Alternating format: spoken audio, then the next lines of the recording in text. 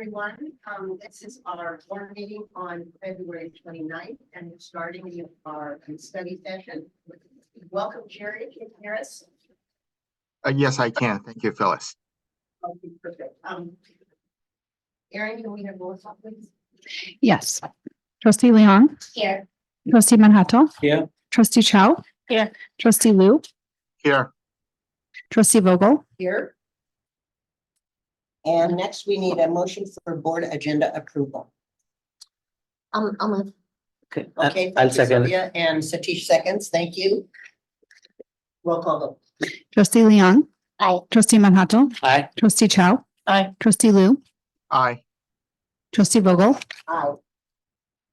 Thank you. And with that, we will go into our board study session. Superintendent Gao.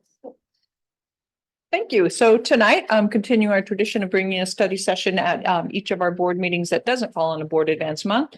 We are always excited and to hear the updates from our nutrition department. So we have Nicole Meshi, our Senior Director of Nutrition, and some of her staff members who are going to share some information where we are with our nutrition, as well as I think everyone can see our delicious palette of dinner in front of us. So I'll turn it over to Nicole and Mike. Nicole, you need to let us know when you're going to feed us so we don't eat before we come.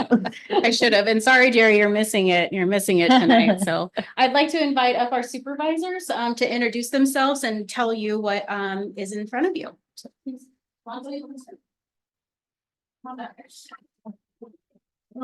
Hey everybody, I'm Alonso, I'm the program chef, and I will be presenting for Tammy from Miller Middle School, who's not here today. And that is the creamy tofu and tomato pasta. It's the dish to your right. It has Hodo tofu cream. I bet you're all wondering what tofu cream is. We actually blend tofu for the protein into it to make it into a creamy sauce, and then mix that with tomatoes. There's the Napoli tomatoes and then some Italian herbs for garnish. Is it non-dairy? There's a little Parmesan on top. Okay. Yeah. Hi, my name is Uma Sarkar and I'm the supervisor of Central Kitchen. We serve, me and my team serve 18 elementary schools. Today I bring this, it's not in the menu. Because it's so special. We bring this yogurt buffet with yogurt, vanilla yogurt, cubed frozen strawberry and granolas. So it's well liked by schools. Thank you.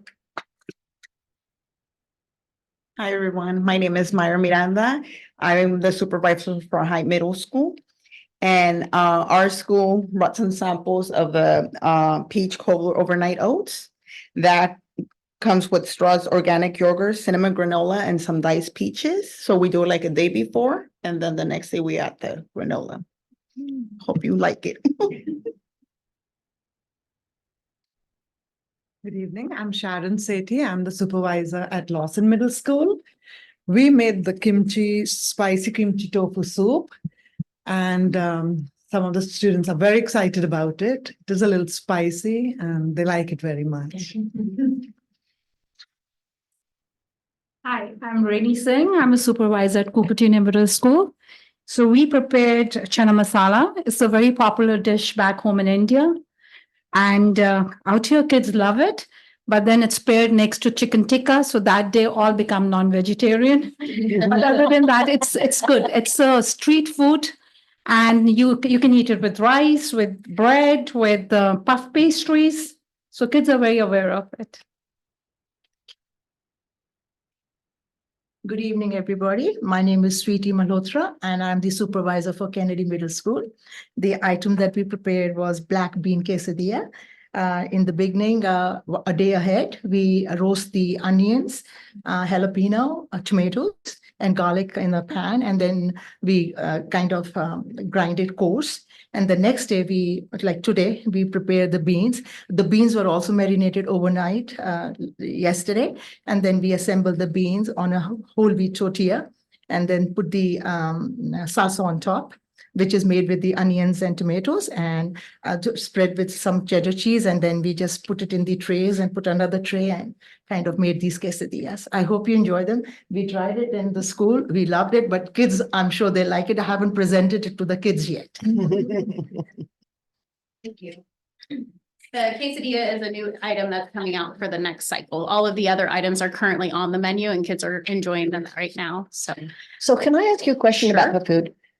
Clearly, you don't serve this all at once. no, So are each of these are a main course? yes. Okay, Mhm. and then other things go with it for a complete lunch? Yeah, so they always have a choice of fresh fruits and vegetables that they can pick up, and then they have a main entree. And so you'll see like the chana masala and the naan bread, that would be a choice versus the chicken tikka with the naan bread. So we have a meat option and a vegetarian option. Okay. And then the overnight oats in the morning, there'll also be some other things, bagel and cream cheese or cereal that's available. So there's something a little bit for everyone to choose from. Great, thank you. You're welcome. How many main courses do students have to choose from every day? So right now we have been kind of scaling our menu down because these things are very labor intensive to produce and we want to try to produce more of these. So anywhere on a given day, they can have 3 to 5 choices. That includes some days we have cold turkey and cheese sandwiches, cheese sandwich. So we'll have a combination of hot and cold items. I'm very happy to hear that you're telling us the process and how long, especially from Sweetie about like how you're roasting things the day before and preparing the beans and the process that goes into it so that people who are not in the food industry have a idea of how much work that goes into it. And hopefully you can explain how much space is needed. Thank you. Absolutely.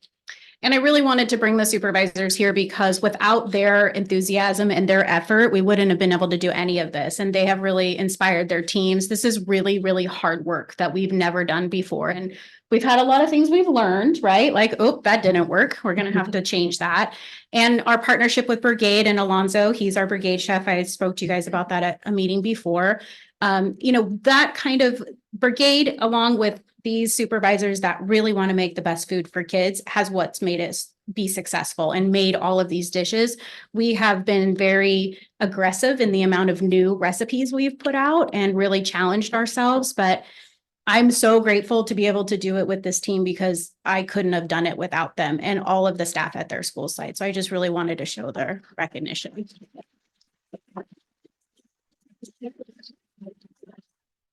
And I am Nicole Meskey, the Senior Director of Nutrition Services, and thank you for having us here tonight. So we're going to go through a few slides, and then we'll talk a little bit more about the food. So I just wanted to bring back some of the things we talked about at our last time we were here and what we've been working on. So we had talked about kind of our goals and focus that we had for the upcoming year. We talked about our name change. So you'll see we are now called Nutrition Services. We dropped the student. We made our new logo. Here's 2 different versions of it. And we are starting a marketing campaign. Thank you to Sylvia, who reshares everything we post on Instagram and loves it. So we really appreciate that. We're working with a company that's helping us produce some generic material about nutrition and education for our parents and families to see, along with our custom things like our new items. And investing in our employees was, one of our big priorities. So we updated all of our job descriptions. We created new job descriptions because we knew we were going to need some specialized cook positions to be able to prepare these items. And we've done a lot of training. February break of last year, all the supervisors participated in a hands-on week-long course on their time off, on their week off, where they did some intensive cooking training. And we've done several of those along with Alonzo doing a lot of on-site training for them. We wanted to provide additional levels of advancement. We want people to come to Cupertino, stay in Cupertino, be able to move up, build their skill base. And so having those new job descriptions has helped that. And we are in the process of getting our department logoed shirt out to increase that sense of belonging and bring that team together.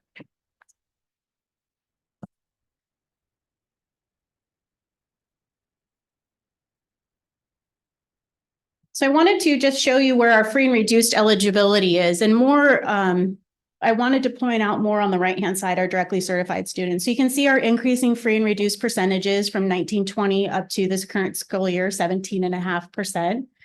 it really tells about the population in Cupertino and how it's been and how it's changed over time. What I really wanted to call your attention to was our directly certified students. So directly certified students are kids that are automatically qualifying, that we get notification from the state because they are receiving things like CalFresh, which is food stamps, TANF, which is cash assistance, and our foster youth are homeless, and students that receive Medi-Cal are directly certified. So you can see, back in 1920, we had 397 students, and now we're over 900 students that are really, these are our working poor families that are really struggling to live in the area, that are working, but just not quite making enough to be able to get by. And so that number has really increased for us. Oh, what did I do? Sorry. Bigger. And then we wanted to talk a little bit about our participation. So you'll see, we're going to compare January of 2024 to January of 2023. The first column here is our breakfast, and the first two areas are breakfast participation, and then how many percentage of students that are actually participating. So the first column, you have elementary, which we heard from Uma at Central Kitchen that does the 18 elementary schools. And we're about the same, about 24% last year to this year. And the next two lines are the middle school. So you could see last year at this time, we were serving 40% of the students that were enrolled. And now we're up to 45.5% of the students enrolled, which I really attribute to the new menu items. And then the two columns on the right is lunch. Can see our participation at the elementary school has gone down for lunch. I believe this is probably due to kind of having a more limited menu based on the limited facilities we have. So these items that we made for you today were all made at the middle schools with the exception of the yogurt parfait and the tray. That is something that Central Kitchen started doing for the first time this year. It's very labor intensive to be able to scoop that many things. And you can see how it's tray sealed and sent out to the school site. So that's what all of our entrees that come out of Central Kitchen look like. And they're prepared the day before and then dropped off at the elementaries in the morning for service. So with our small space at Central Kitchen, our lack of storage, it's really difficult. We don't have any cooking equipment there, so we would not be able to cook any of these items like we're cooking at the middle school. So there's definitely work to be done at the elementary level, but it will really depend on whether or not we can get a bigger space. But look at our middle school participation. We went from 50% to 54%. And I don't think that actually tells a true story, because if you actually look at Miller and Kennedy, they serve 60% of the kids that are enrolled at their school.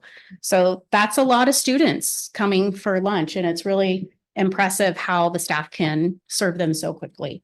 The line looks crazy, but it doesn't last very long.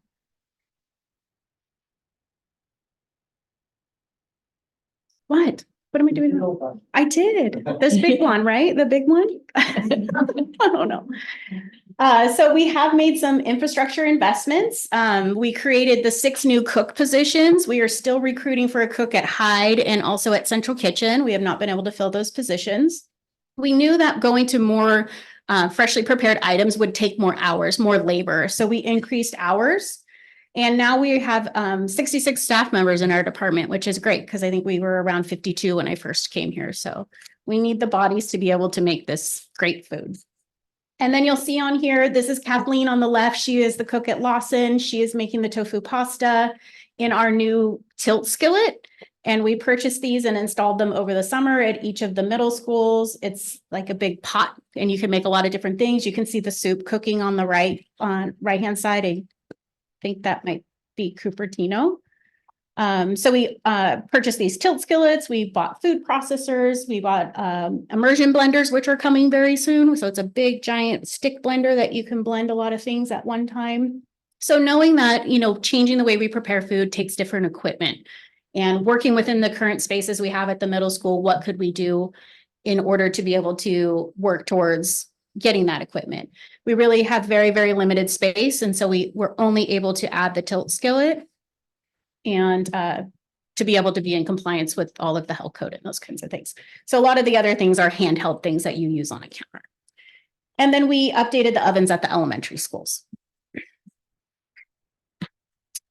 So we have been very lucky to receive some additional funding from the state. And I just wanted to kind of tell you what our plan was. So this funding is called KIT funding, Kitchen Infrastructure and Training Funding. And we have received, we received 71,000 in 2021. In 2022, we received $700,000. And so what our plan, you can kind of read about what it is. This comes from the state budget. And what they wanted to do is, as we went to Universal Meals in California, they wanted to see more freshly prepared scratch items. And so they knew that facilities in California were really lacking and they needed to support school districts with infrastructure, training, to be able to stand up these programs. So we wouldn't have been able to do what we were doing without this funding. This was really came all at the right time. The state had a great plan when they started the Universal Meals programs. So some of the things we've used this money for is the ovens.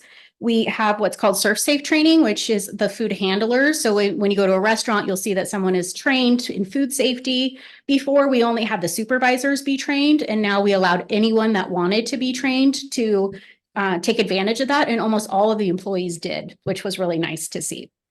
And we've done a lot of staff professional development on customer service, freshly prepared meals. What we're continuing to work on to use this money is looking at adding walk-in freezers and refrigerators at 4 of the middle schools. Lawson already has a walk-in, so we don't need to add one there. We won't be able to do this inside the building. So we'll be looking at outdoor spaces in order to be able to install these. All of freshly prepared food takes more, right? More people, more food, more space. And so we don't have enough refrigeration space to hold the ingredients that we need. And so we're running back and forth from the warehouse to out to sites often. So looking at kind of building the infrastructure at each site so that we can store those needed items there on their location. We are trying to replace the refrigerator at the central kitchen. We have a very old refrigerator there that's very, very small, and we would like to make that bigger. That is located inside the building. So we're working on that project.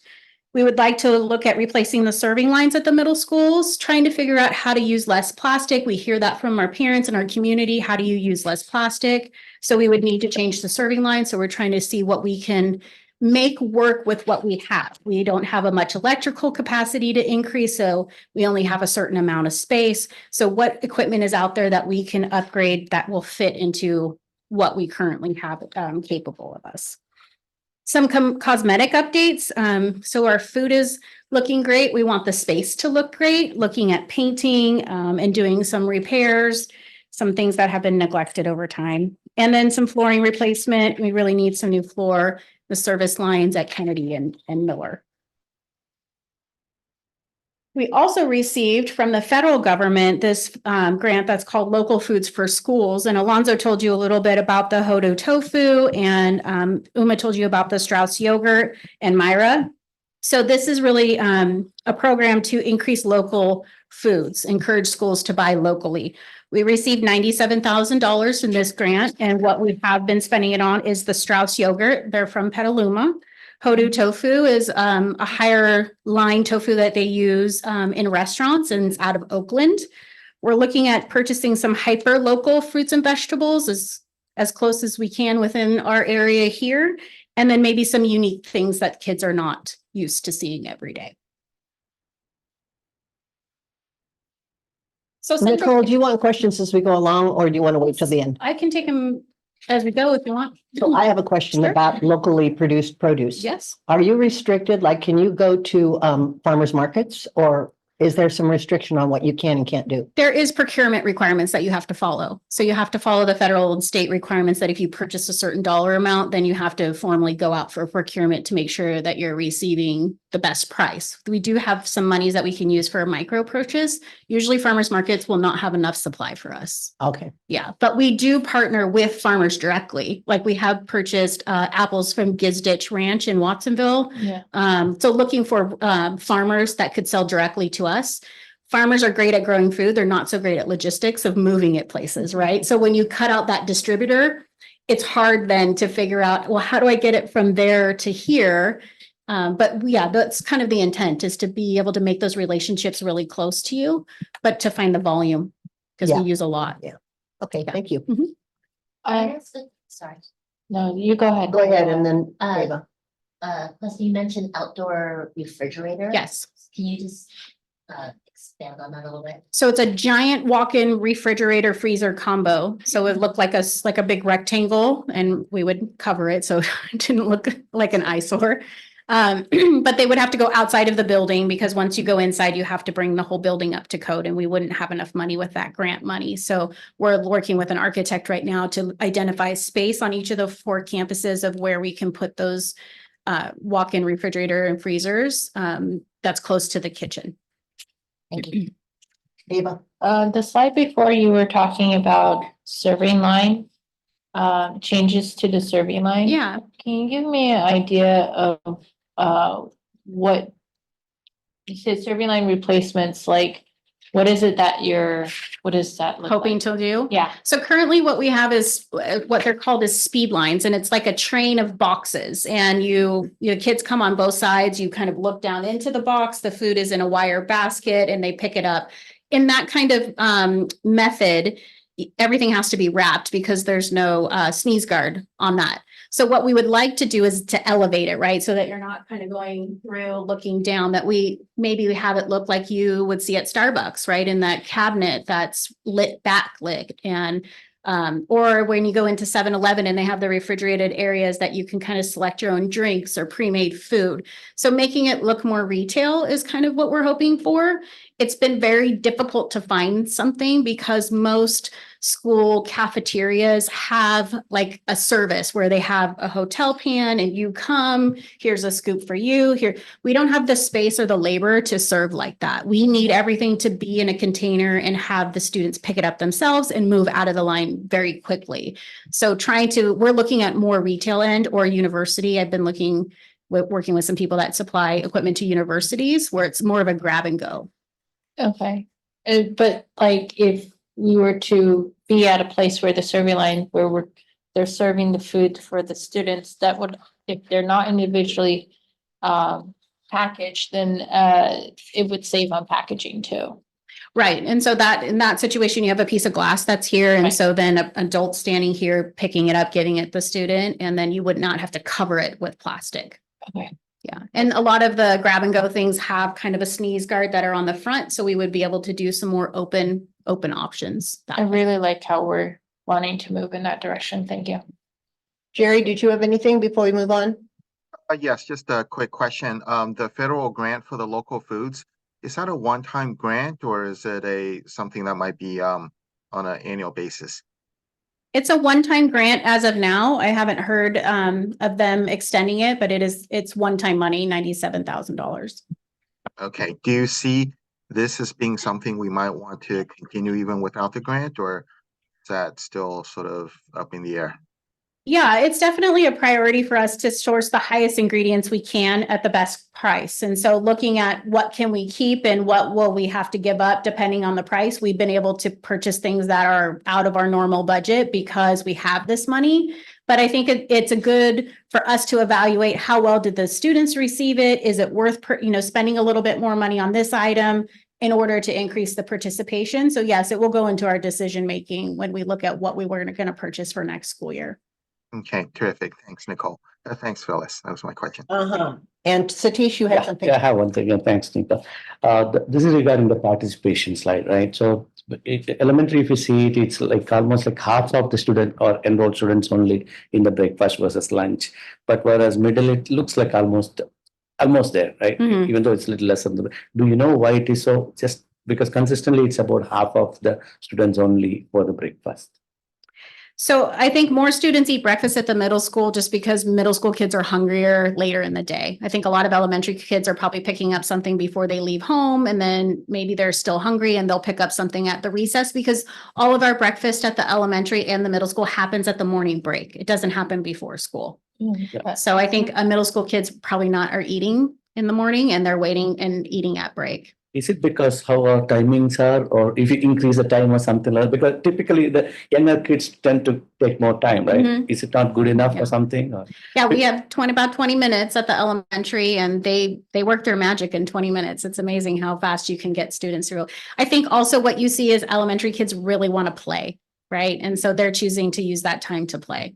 Yeah, because you just mentioned about increasing the participation, right? So is there something which in this area we are looking into that, how we can increase it, or this is good and, or this is a standard kind of? We always want to increase our participation. If I could serve 100% of the kids, I would. I don't know how I would, but I would do it if I could, right? The more kids that we can make happy and want to participate with us is our ultimate goal. So we're always looking on how we can increase Probably our then we will have to look into the overall how it can be, because a quarter of the total, like 24% looks much lower, right? And it's not just your side, right? Maybe from a how the overall the timing or stuff like I don't know what else is holding that actually too.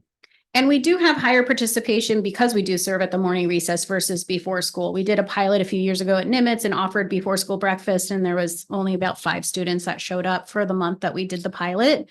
And depending on the demographics of the district, at my prior district, we did a lot of before school breakfast, but we also had transportation that brought everybody to school 30 minutes before the bell rang. And then they were all in the cafeteria, they all ate and then went and played. So this is good participation for recess. Can it get better? Absolutely. It could always get better.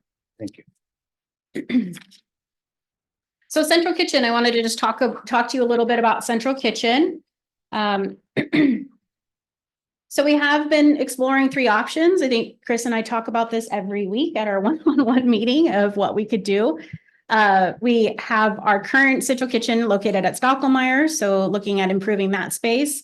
We did go through an exercise of looking at the Kit Stop location and the TRC after it was vacated, and then of course a new building. So, improving at Stockholmeyer, the pros to that is we're currently operating in that location, so it's very familiar. Some of the cons is it's a very small space. There's limited capacity for expansion. And we're located on a school site, which does provide some challenges, right? We have a lot of traffic that we have with vehicles moving in and out, deliveries coming, our warehouse folks coming with a lot of children around us, parents dropping off, picking up. So it's very difficult to operate on a school site. And then we will have restrictions on improvements. So we'll only be able to do so much at that location. Nicole, can I add real quick? So Nicole mentioned the options. So the reasons why we were looking at these 3 different options were we're all still very hopeful that we actually go out for a bond, and with the bond, it would allow us to actually build a brand new central kitchen. However, in the event that we weren't going after a bond, we would need our backup plan. And so as Nicole mentioned, we were entertaining the possibilities of creating something then at the TRC. We have an established building. It wouldn't be like building a brand new building from scratch, but at least it was an option. And I want to still keep that option out there because we don't know what's going to happen if and when and whether we pass a bond or not. But we wanted to make sure that we had a plan because either way, it would require us to still move in this direction. So I think that was really the most important thing, is that we have those options there. And part of the pros that there's already a building there, so we wouldn't need to build a structure. We could just remodel the inside. It's much closer to our warehouse that we drive back and forth to and our office. Some of the cons for the Kit Stop location is it doesn't meet all of our needs. It's really difficult to operate your central kitchen without your warehouse nearby because they use so much food and products that you're constantly having to move it back and forth. I'm sure Uma can tell you how many trucks get delivered to Central Kitchen every single day with all of the supplies that she needs. So it's ideal to have your warehouse and your Central Kitchen together, but we would not be able to do that at that location. One question here, since you brought it up, we had some talk about the mayor halls also, like when the district, along with the district office move. Okay, let's say the third option is not working here, or it takes time for the bond and other things. Is there anything planned on that, or did you think on that, or? Meyer Halls is another option as well. We haven't entertained that option yet. Sorry. But I guess it goes back to the same thing. If there's a bond and we pass a bond, it will allow us to build on any of the locations, whether it's where the operations yard is now, or if we wanted to build on Meyer Halls, those are still options, but it's contingent upon us passing a bond. But we know that if we don't go down that path, we have a building and a location that we could consider using with some limitations. And so, yeah, Meyer Holtz necessarily is not out of the picture, but I think the preference probably would still be to build over on the operations side since our warehouse, our central warehouse is located there. Sorry, where is Kid Stop? It's behind Collins. Okay. So, Chris, is there space at the Kit Stop? Locate, or, I'm sorry, no, at Vista to build a central kitchen? The space at the corporation yard for central kitchen would require us to consolidate some other things. Actually, where the current offices of Student Nutrition Services, we have our two classrooms, the OMR one and OMR two are there. So we would probably use that footprint and maybe build like maybe a two-story kitchen, office and workspace. So we are a little bit limited there, but that would be the ideal place to build if we could build. So you'd still be able to store the vehicles and all that stuff there? Yeah. And, yeah, okay, thank you. Would it be possible for us to, sorry, I'm just, And then so. yeah. So probably make a tour there, like, some of these potential places, then we get a feel also, like what exactly. So the yard or Kid Stop or other places, potential places, just to get an idea. Sure. Take a Some point walking of time we tour. can. Mhm. Yeah. Sylvia? Where is the warehouse?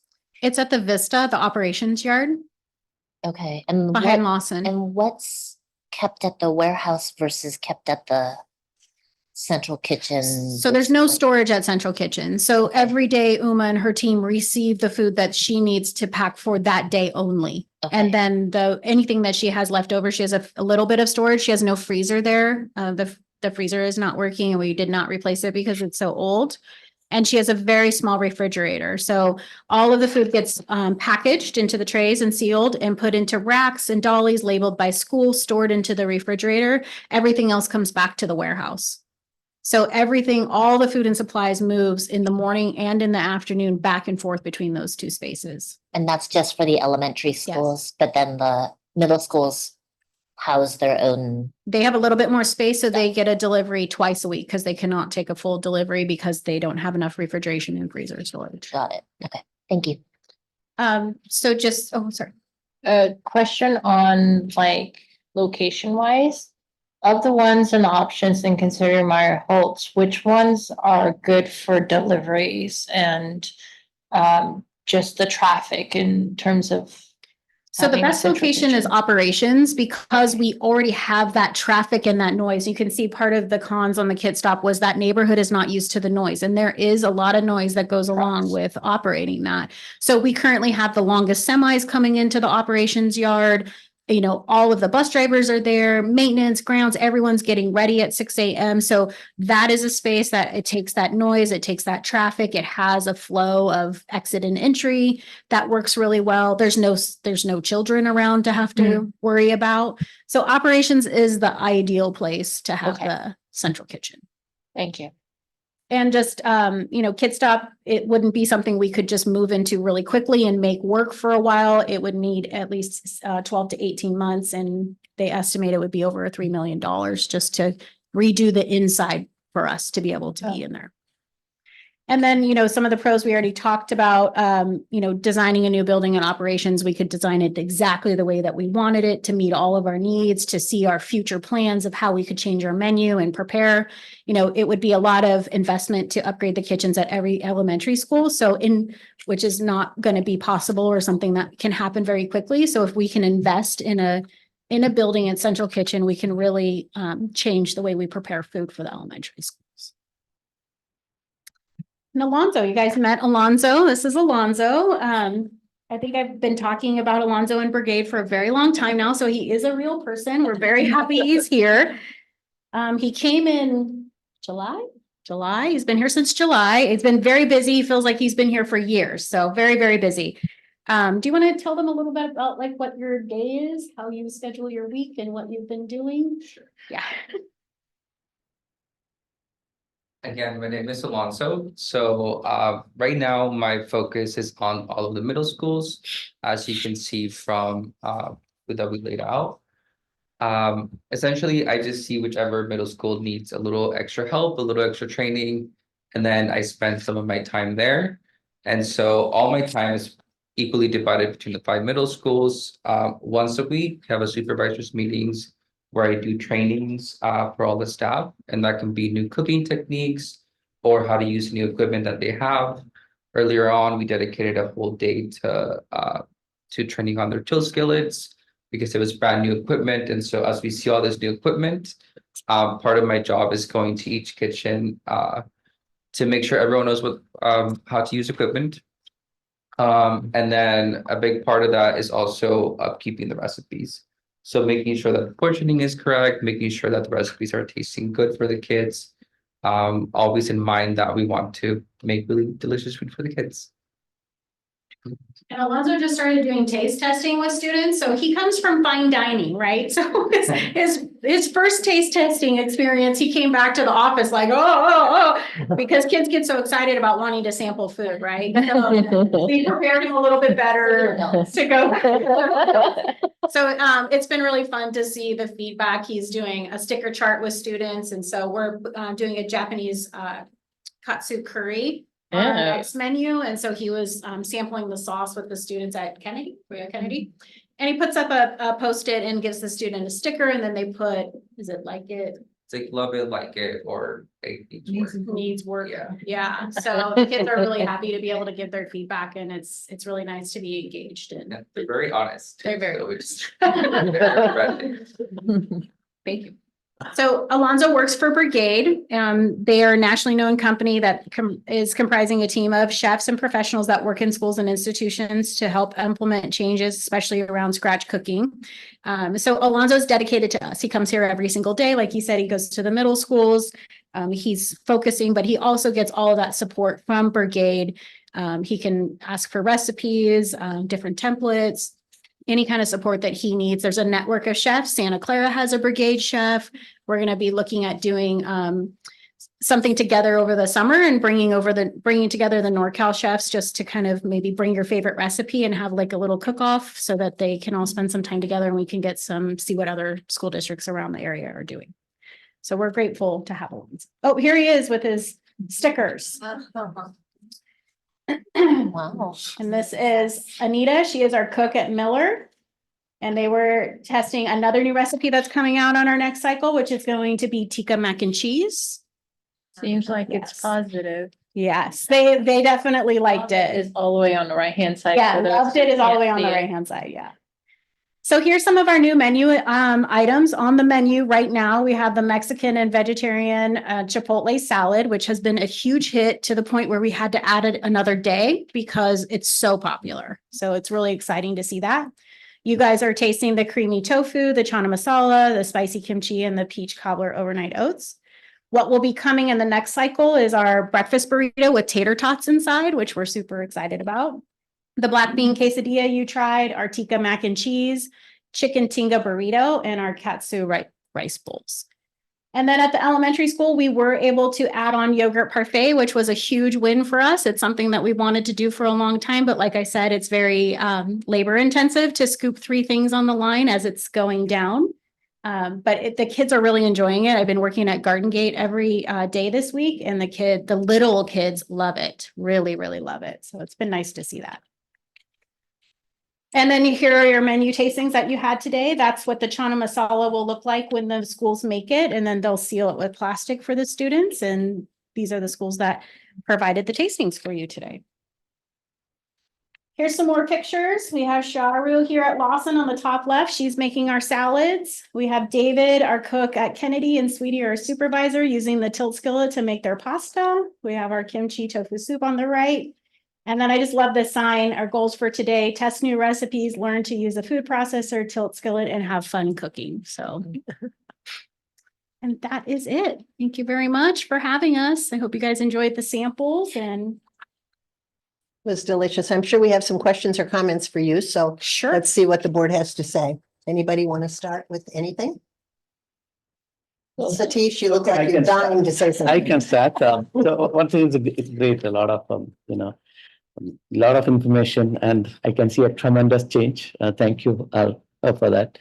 I think a couple of things. One is again going back to the central kitchen and the facility improvement, right? So some point of time, can we get like some pricing comparison, if you go with each of this, like, in a full-fledged brand new, how much it would be? You said a couple of millions it would take for the kid shop, whatever, that the place, then, and any options of splitting central kitchen also into two. If you're not having enough money, what do you do, kind of things, or like, different options on that. I would like to see some point of time if you can, because I think that'll be great. That's number one. And number two is, I think, coming back to the menu, it's better than restaurant menu. And so how frequently you are thinking of changing the menu, in what frequency? So we are changing the menu a lot, and thank you for the patience of all the supervisors and staff, because what I really wanted to do was be able to show kids this is different. Right. But we couldn't change every item. Right. We wanted to ease in, but we wanted to do it enough that kids were like, what's going on? Like, we don't go over to the cafeteria. Something's going on, and maybe bring some of those students that have not visited us in a while back. So what we try to do is at least 3 months of a menu, and then we'll change it up. And so we're going to be starting a new menu in April that will go through the end of the school year. And you saw the additions that will be on that menu. But we still have our chicken patty, our spicy chicken, all of our kid favorites that they will not want us to remove, are still on there as options. We have a hamburger day, and we still have our pizza, which is a very, very popular day. Thank you, team. It's a great job. Thanks. Okay, anybody else? Jerry, do you have anything? Thanks, Phyllis. First of all, thank you, Nicole, for this great presentation. Wish I was there to taste the food. I'm sure it's wonderful. And Alonzo, welcome to CUSD. I hope to have a chance to meet you in person in the near future. Notice in your biography, you mentioned pozole. If there's any way to work pozole into the menu, it'd be, add a +1 to that.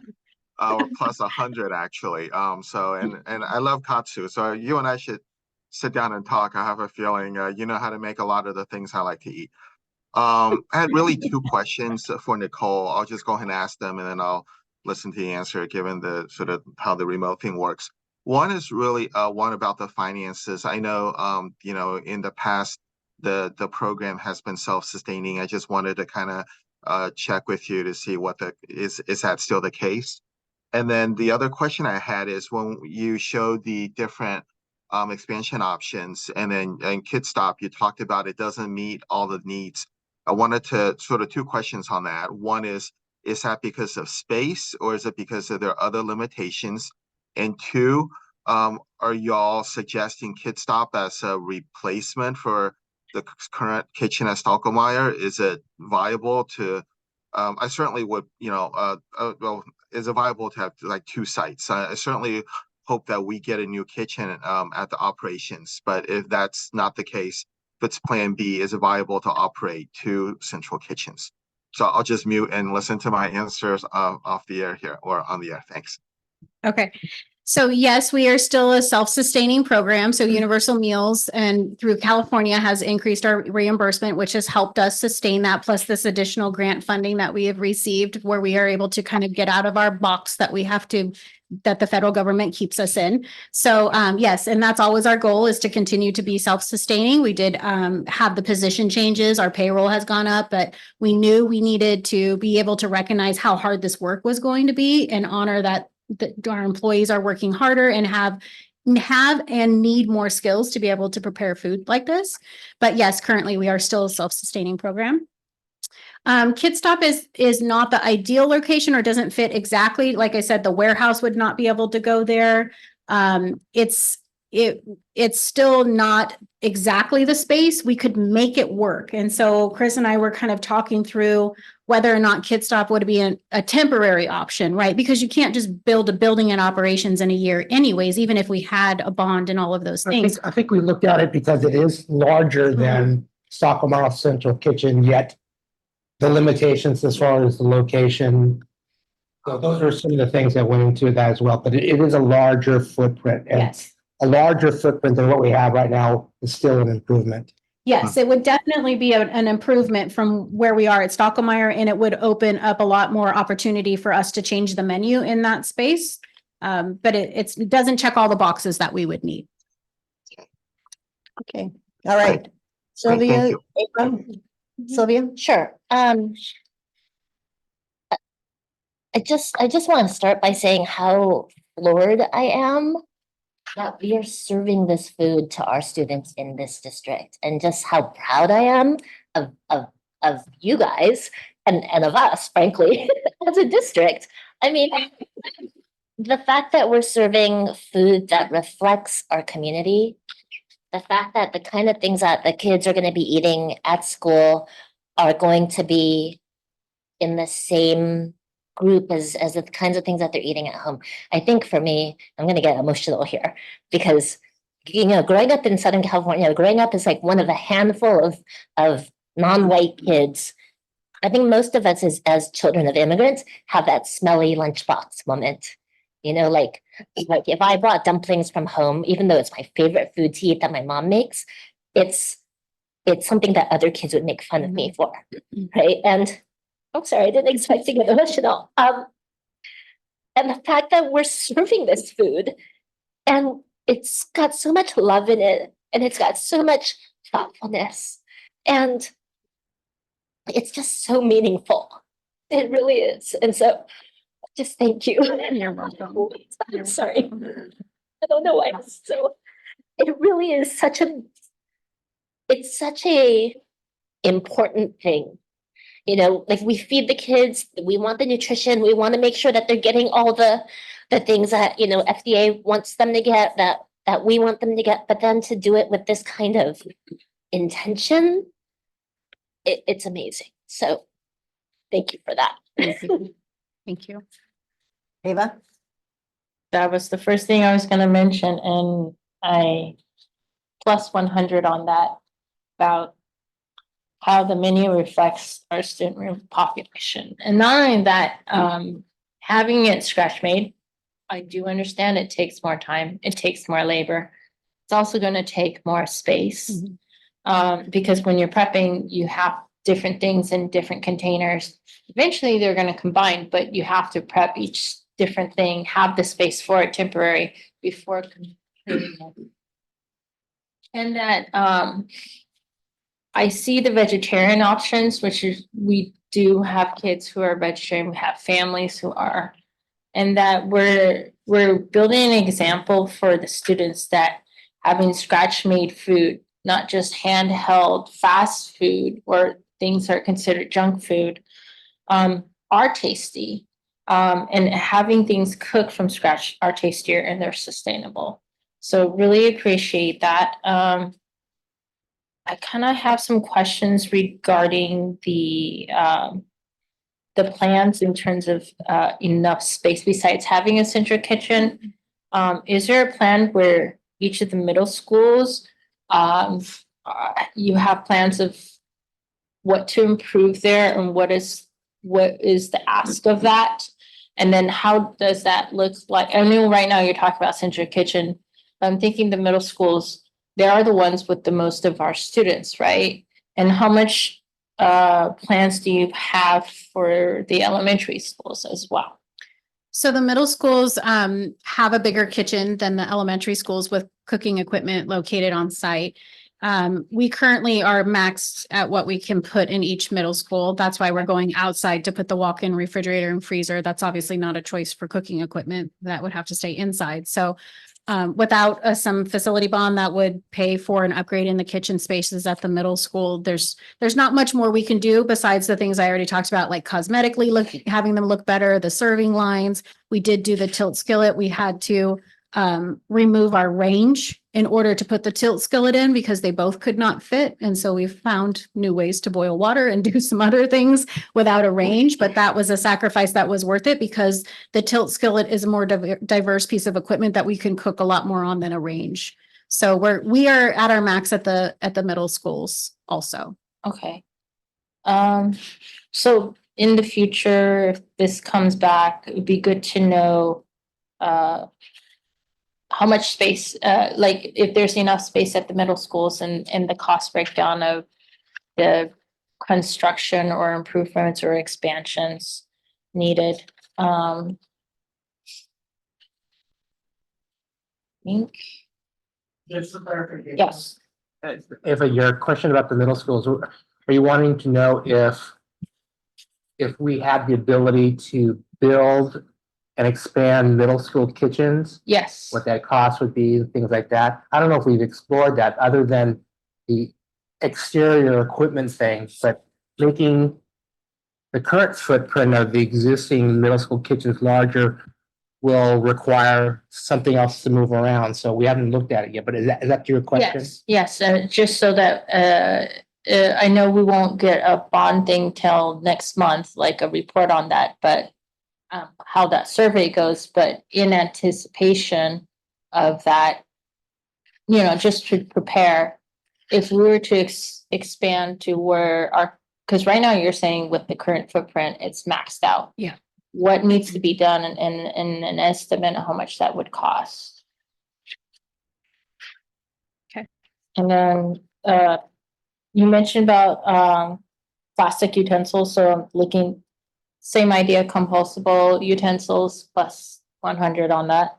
And then are the kids getting enough time to get food and eat? And because I know like when you're passing food out for the kids and the flow of the kids going through, if that's considered with the amount of time they have for lunch in terms of like looking at facilities and buildings and stuff. Yeah, time to eat is always a challenge. I think Satish talked about it a little bit with just the morning recess, right? And kids having to choose, do I want to wait in line to get my food or do I want to play, and having to make that. Time to eat is a challenge in every school district in California and probably throughout the United States. So we make this great food. We want kids to eat it. You offer things like lettuce and vegetables that first graders need to chew with no teeth. It just takes more time, right? It takes more time to be able to do that. So yeah, it's definitely a concern about making sure that kids have enough time to what we refer to as seat time. So not lunch time, but seat time, not waiting in line, picking up your food, walking to where you're going to sit, but how much time do you actually have seated to be able to consume your food? So it is a challenge, and we are serving double the amount of students that we served before universal meals in the same amount of time. Thank you. Thanks. So every month, I am so impressed when I read your report of how many meals you serve every month. It's like astounding. Kudos to your staff and to you for all of that. So I have kind of a pie in the sky question. Let's assume that we pass a bond and we get the kitchen that we want in proximity to the warehouse and all of that. Is there any other cost saving given that situation? I assume there's some cost saving with traveling back and forth with the trucks and maybe not so many wrapped things. I don't know. What do you see? There's definitely time and labor and, fuel and those kinds of things, wear and tear on our vehicles, moving it back and forth. Unfortunately, we won't be able to move away from wrapping things at the elementary school because we have no indoor service areas. So the health department will not allow us to serve open food outside. And so that is why everything has to be wrapped. We have been talking about, is there a way to try to figure out how to do the entree without any plastic on it? But it has to do a lot of traveling. And how do we protect food that's not wrapped while it's moving around in the back of a truck and outside and it's raining and trees are, it's really windy today. And so it's still something that we're trying to explore. But because we have no indoor service at the elementary schools, everything has to be wrapped. Okay, thank you. And then the other huge kudo to your team, to echo what Sylvia said, is that you really are reflecting our student population. And I think that's awesome. So thank you so much.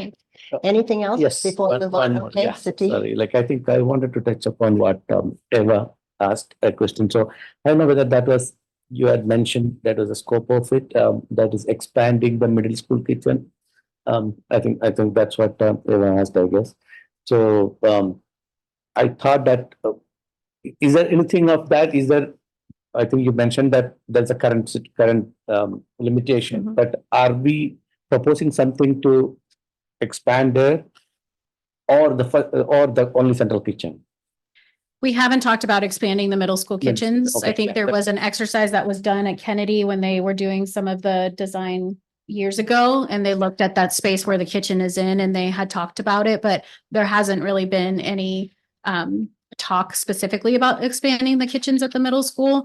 Right now, we're kind of forced into a corner at Central Kitchen, and I'm trying to look for an immediate solution to be able to make changes, because no matter what we do, it will take time, right? Even if we move to Kid Stop, it's going to be 18 months. If we build something, it's going to be a couple of years, but I don't want kids to wait. I want to figure out like, what could we do right now to change what we're doing, and what space do we need to be able to do that? Yeah, so just wondering whether the scope of the bond, whether that's going to be Right. there or not. That's what I Yeah. just want to clarify.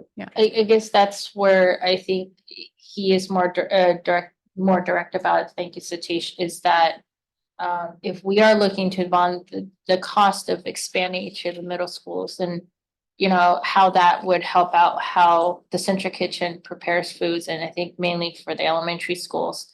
And then one thing that Phyllis was asking that you mentioned was, and I forgot about this, was that if we need to serve the kids food, it needs to be an indoor area. Mhm. And you're saying that I think almost all the elementary schools lacks that Yeah. space. So I'm not sure like what it would look like in terms of the cost and looking at the bond if we are to expand the areas for the elementary schools so that they can serve the kids indoors. Because sometimes we'll have days where it's super stormy outside and We still do it. yeah, Rain or in shine. the storm, and Yeah. the kids have to get their food that way. Yes, yeah. So it would be a little bit bigger of a project to do that at the elementary schools. And if you've seen it, it's just basically a roll-up window out to the playground. So that would take either moving the kitchen to another location, but it would be a little bit more of a bigger project. I think even replacing the word with expanding at the elementary schools, it would be creating. because Creating, It's not okay. even, there's nothing to It's expand. creating because like. It really is serving the creating kids, new. I think it's right now it's totally doing it, but it's crazy to have, if it's stormy outside and the kids have to go and get their food. Yeah. Outside for coming inside. Okay, Thanks. we have 5 minutes Yes. until the board meeting starts, so thank you so You're much. welcome. And thank you to all of you for coming and sharing the wonderful food with us. That's what you do. And we will, Sylvia had some. Sylvia. Can I do a point of privilege? I would love to take a photo with all the Oh, yeah. supervisors with the nutrition. Okay, picture. perfect. And then we Okay, will can we do take that? a short Yeah. break. And I before just the want to board give a shout out to Linda Moscoro, who's home on maternity leave with her baby, and yay. And then Linda Liu, who was here, our replacement Linda, that's been helping us, which we could not have done any of this without her. So thank you to both of those. And if I may, also Nicole will be headed to Washington DC the end of this week because she's serving on one of the legislative action committees on school nutrition. So Oh, wow. Congratulations, good. Thank you. That's As well. awesome. Thank you. Okay, so we want all of the kitchen team.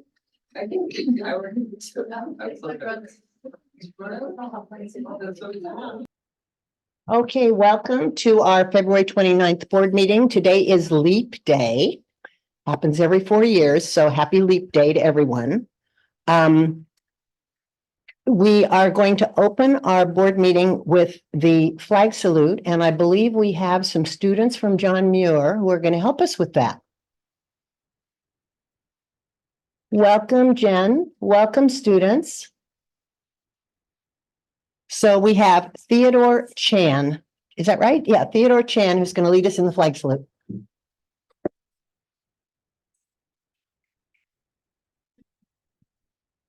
Everyone please stand for the pledge. Everyone please stand for the Pledge of Allegiance.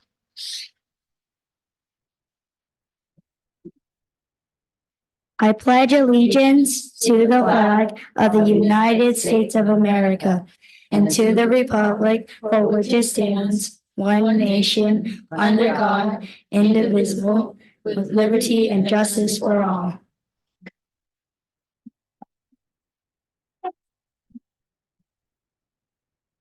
Okay, our first item on the agenda is our school presentation from John Muir. So Principal Lashir, would you like to introduce your group?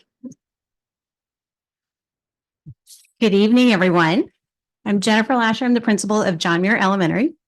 And I have with me our teacher, Catherine Huang, and I have 4 students, Theo, Chloe, Manis, and Carolyn, who will be sharing with you a little bit about CLIP. Really quickly, we are Oh, silly me. Maybe other, okay. So just a really quick recap, it is our 25th anniversary is CLIP. And so I have with us tonight, Catherine Huang, who is the OG original teacher of CLIP to share with you a little bit about how it started. And then my 4 students will kind of carry on with a little bit about how it's going. And then I'll recap with just a little bit of our activities.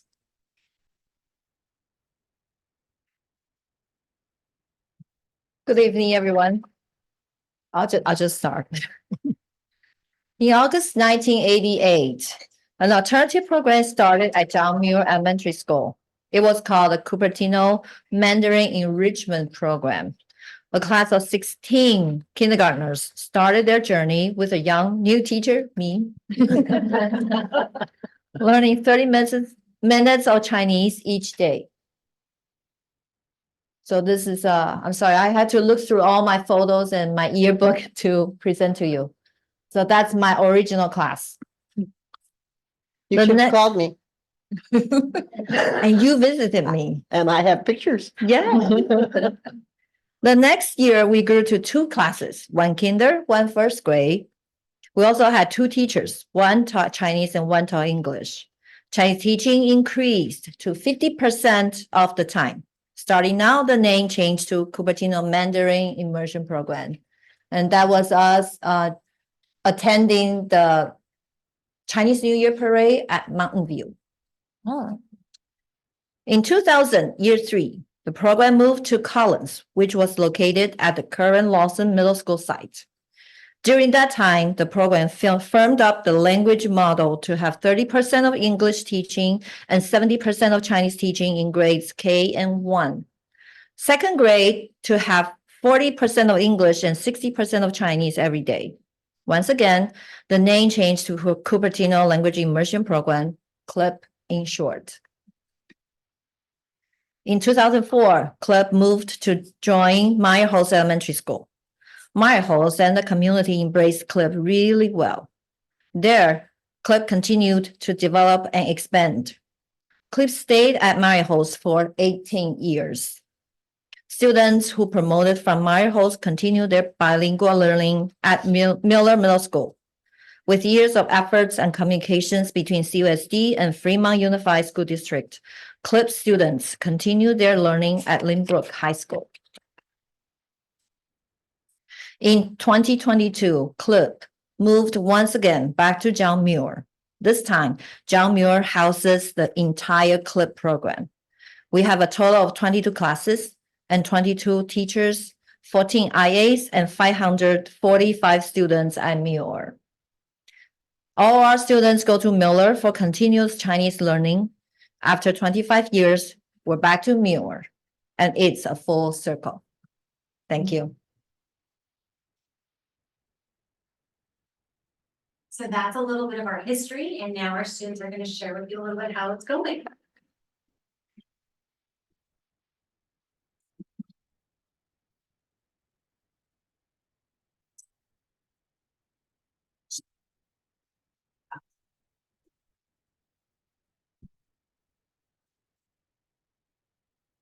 Hello, my name is Theo Chan and I'm a 5th grader at John Muir Elementary School. I actually transferred into CLIP when I was in 4th grade. Conveniently for me, this is also when CLIP decided to move schools from Meyerholz to John Muir. Before coming to CLIP, I used to go to an after school that taught Mandarin, so I already had some exposure to Chinese. But on my first few days of CLIP, it was pretty rough for me because I wasn't familiar with how my Mandarin teacher taught. And sometimes I didn't even know what she was talking about. But both the teachers and the students at John Muir were very welcoming and encouraging. I was also very lucky because I already knew some people at CLIP before joining. There was definitely a lot more homework, but I quickly adapted to being more efficient with my time. One big reason I think I was able to accomplish this was because both my teachers, introduced me to my planner. This one big thing that I thought was a lot different from my old school was that Clip had these events like Chinese New Year and Mid-Autumn Moon Festival that really connected me to my roots. Not only did these festivals relate to me and my customs, they also gave us, the Clip community, the chance to come together, socialize, hang out, and just have fun. Lastly, I really appreciate the Clip teachers. The teachers are always teaching us to the best of their abilities, being flexible and encouraging us. They also stern when they have to be. I now understand just how much I appreciate this because they have largely contributed to help shape us into who we are today. Thank you.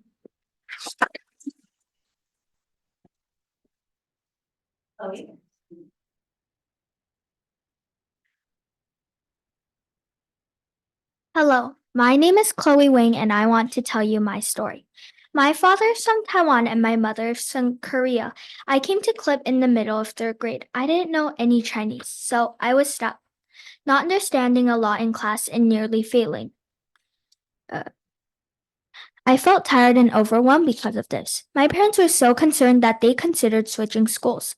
But after a lot of help from my teachers, mom, dad, I started to understand. My teachers did extra conferencing with my parents, which I think really helped a lot. And eventually, I was able to keep up with the whole class. One of the things I will always remember was how friendly everyone was. This year, being a student council leader, I realized this was not by chance. We work hard in building a sense of belonging and community. Here are my top 4 reasons why any family should choose Clip. Number 4, a multicultural community. As a member of Clip, I am part of a larger community. Clip is not only for people of Chinese heritage. There are families from all over the world. We are a multicultural school, which reflects the melting pot of the Bay Area. Number 3, cultural and social experiences. Our after-school enrichment programs include Chinese musical instruments, cooking, brush painting, and lion dancing. We also join activities such as the annual Chinese New Year parade in San Francisco. Because our school is so amazing, most kids look forward to going to school. Number 2, being bilingual opens up new experiences and can enhance career opportunities in a globalized world. Research states that bilingual kids having better memory and self-control. This proves that being bilingual from a young age benefits you now and will continue to in the future. Last but not least, number 1, we can be who we are today because of our parents, but also our teachers.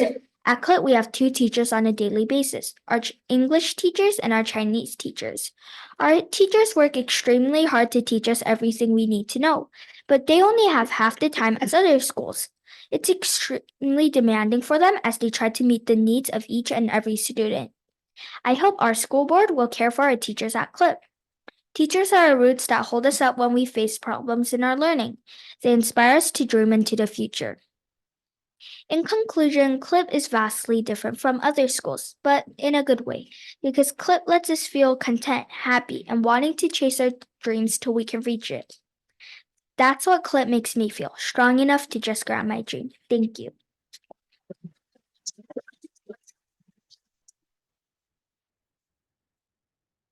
Hello, my name is Monis. I've been in CLIP since kindergarten. CLIP stands for Cupertino Language Immersion Program. In my 6 years of CLIP, the program has improved tremendously.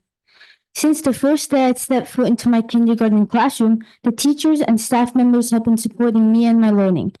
They have taught me many useful skills such as math, science, language arts. They also teach social skills such as SEL and Project Cornerstone. These sessions have taught me how to resolve tough situations and how to keep my cool. They have these group sessions so that in the future we can be part of and make our own communities. As I mentioned, CLIP has grown since the first day.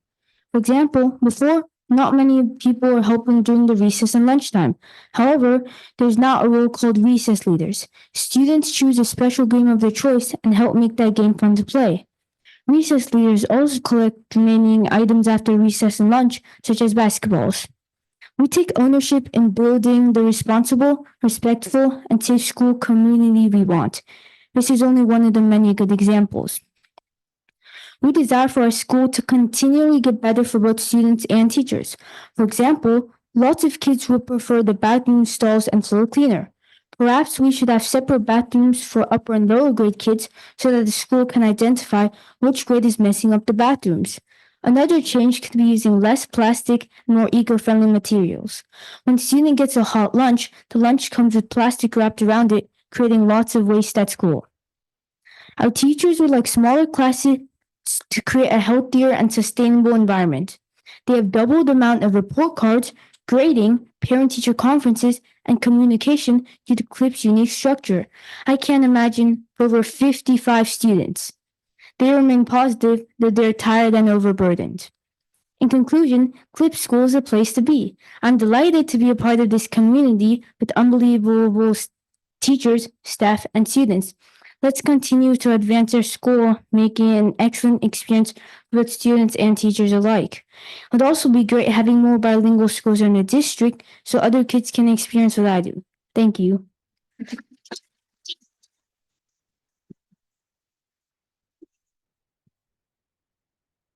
Hi, my name is Carolyn Lee, and I'm a fifth grader at John Muir Elementary. My parents and grandparents are from Taiwan and China. Because I'm part of the CLIP program, I'm able to learn more about where my family came from, like with clip art, and really connect with my roots. Recently, we celebrated Lunar New Year at our school. At other schools and programs, we probably wouldn't have celebrated an Asian holiday. Because John Muir is part of the CLIP program, we were able to learn more about the Lunar New Year, or what we call Xingnian or Trinjie. We also sang and danced to celebrate the new year. Another thing that I like about the CLIP program is that our school is so diverse, and it's fun to learn more about other traditions. We have kids with roots from Korea, Taiwan, China, India, Russia, Singapore, and all different parts of the world here. It feels like no matter who you are, you can be accepted into our community because we're so diverse. Some people think that John Muir is all Chinese kids, but really, we have people from all over the globe learning here. One last thing that I think is really cool about the CLIP program is that we have 2 teachers. In the middle of the day, we switch classes. In Chinese class, we learn Chinese language arts and social studies. I know that being bilingual really helps you later in life, so I think it's great that we have the opportunity to learn Chinese and be bilingual. In English class, we learn English language arts, math, and science. Not only that, we also have art, clip art, music, and PE. I especially like clip art because not only do they teach you about Chinese history, we also learn about Chinese food and Chinese culture. Last time in clip art, we learned about how different places in China make different foods, and then we made Cantonese food out of clay. Overall, the CLIP program really helps me connect with my Taiwanese and Chinese traditions, and I really like it. Thank you.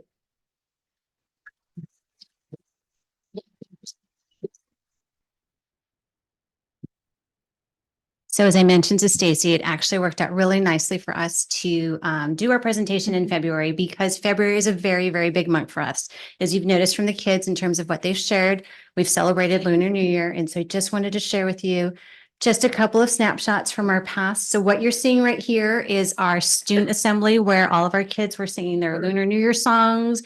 And we did our assembly where we welcomed our families to participate in that day. Thankfully, unlike today, it was a beautiful sunny day and all of our kids are decked out to celebrate Lunar New Year and doing their songs. And then of course, the infamous Lunar New Year parade in San Francisco. So this past year, or last weekend actually was when we participated in the parade and it was our 18th time in the parade. And so we are definitely one of the longer standing groups in the parade. And thankfully this year, we actually got some fabulous TV footage. Aaron was able to help us in terms of some news coverage prior to the parade. So there's a snippet of that. And then also we were actually covered during the parade for a decent amount of time, as many of our community members were super happy to share about. So this year's theme, since it is the year of the dragon, we have our dragon, which is predominantly manned by our middle school students. And then our younger students were carp. And so the fable of this story is that the carp have to do a lot of jumping and overcoming to then become dragons. And so symbolically, all of our little carps, some of them probably need to keep jumping until they become dragons. But so that was kind of our story. And then this picture that you see right there in the top right corner is actually our lion dancers in ASEP. So we call them our little lion pride because they've now done this for 2 years. And so eventually we will grow an entire giant pride. There we go. Of lions, being able to participate in that. So this is just a quick snapshot of our super busy February, and I'm super honored to be able to share our story with you during Lunar New Year. So thank you. Thank you.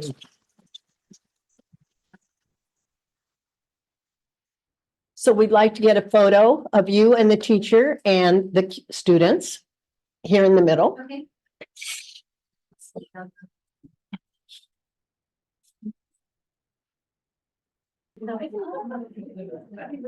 Okay, next item on our agenda is recognition of service for the Measure A Parcel Tax Oversight Committee. And Superintendent Yao, is that Chris? Okay, Yes, thank you. Good evening. Tonight it's my pleasure to ask the board to recognize some specific individuals here. But before we bring them up, this is our opportunity to again thank the community for helping us pass Measure A, a parcel tax that did sunset last year. And so as an obligation of passing the parcel tax, we did have to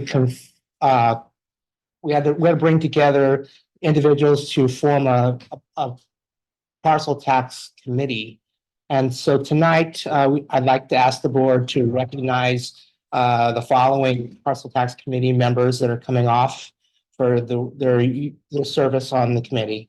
So tonight, I'd like to recognize Shepard Bambora, Mark Panabu, Dolly Chu, Herbert Patty, Priya Shastri, Daryl Stowe, and April Vitarelli. And we have a few of the folks here tonight. So we have Shepard Bambora here, Dolly Chu, and Priya Shastri. So would you like to come up, and then we'll have the board recognize you with the certificates? And of course, a picture.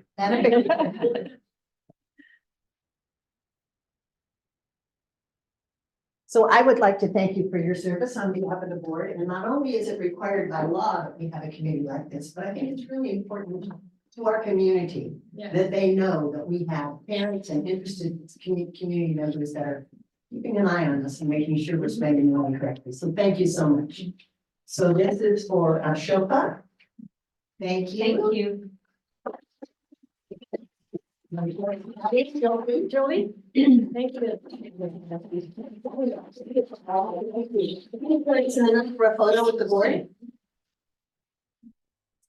Next item, 4.1, employee organizations. Erin, do we have anyone speaking tonight? We do. We have CEA President Kate Lee. Welcome, Kate. Thank you.